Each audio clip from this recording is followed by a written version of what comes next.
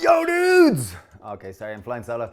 But welcome to gluten-free, vegan, low FODMAP, high protein, berry muffins. Okay, so these are super tasty, they really are. I'm not that much of a baker, but these are super tasty. They'll take you 30 minutes to make. You'll get 12 of them, that includes 20 minutes baking time. And they're great, they work fantastic for breakfast. They work great for kind of snacks, and they'll store for about a week in an airtight container. So they're great.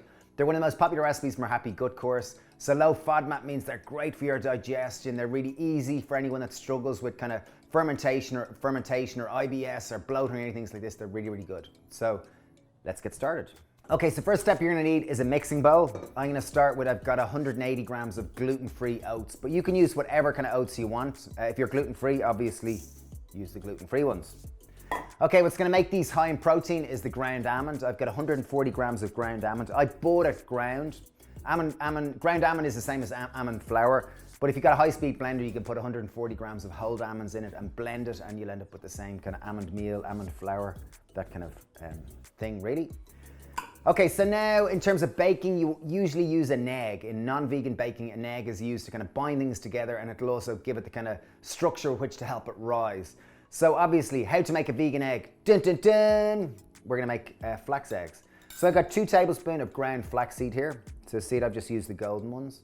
You can use whole flax seeds and grind them in a coffee grinder or in your blender, high-speed blender, and that will turn it to ground flaxseed, or you can buy it like this.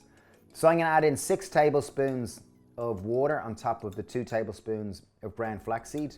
I'll just give it a little mix and leave it sit for a couple of minutes, and it'll congeal and come together very much in a consistency quite like an egg. Okay, so in terms of making it rise, I've got a teaspoon of baking powder and a teaspoon of baking soda. Both are gonna help to rise it. The baking soda obviously needs an acid to rise, where the baking powder doesn't. I'm gonna go in, I've got 20 grams of flaked almond. It's gonna give a nice kind of texture to it. I'm gonna add 3/4 of that, so I'm gonna add about 15 grams, and the rest I'll keep for decorating the top. I'll give that a light little mix together. So we've got our oats, our ground almond, our baking powder, and our baking soda so far. So now it's time to start adding our wet ingredients. So I'm gonna start with a bit of vanilla extract, about 2 teaspoons, something like that. Obviously, if you like almond extract instead or coffee extract, you could use that instead. I just find the almond is really good. In terms of fat, which is gonna give that kind of real sense of richness, instead of like in typical baking, they'd use butter, but obviously in vegan baking, I'm gonna use coconut oil. So I've got equal part fat and sweet. So I've got 150 grams of coconut oil, and I've got 150 grams of maple syrup. Maple syrup is gonna be the sweetener of choice for this dish. And then now we're gonna add some raspberries to it. So I've got probably just a small handful of raspberries. These are gonna give that nice fleck of color through it. And I've got some blueberries just to decorate the top of them. Now you can see our flax egg has kind of come together. So see, it's really congealed. It amazingly, within a couple of minutes, it really comes together very much like an egg. So see it? We're gonna add that now.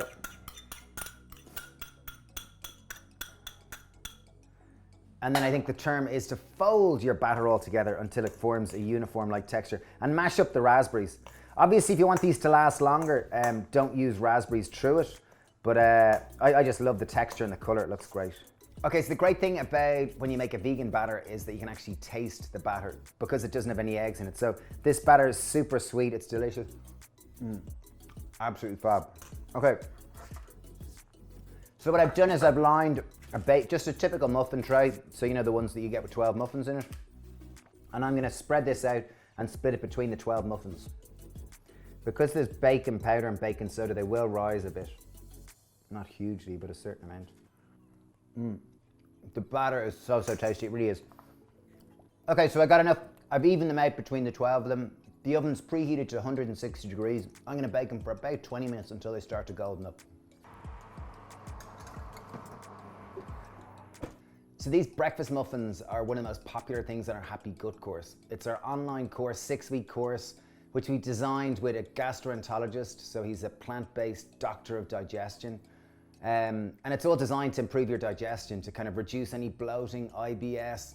It's all low FODMAP, so it's low in fermentable oligosaccharides, disaccharides, monosaccharides, and polyols. So that means less wind, less bloating. It means much better digestion. It's all whole food plant-based, so it's very good for building up your bacterial biodiversity. All the food plans are done by Dr. Rosie Martin. She's a dietitian. So it's really kind of rooted in science. 6 weeks with thousands of people through it, really great results. So if you're interested, there's details down below. But now, our muffins are ready. Ta-da! Look at these little delights. So here they are, breakfast muffins. They're fantastic berry muffins. I'm gonna decorate them with a few little blueberries. So they're quite small, hence perfect for breakfast or for a snack.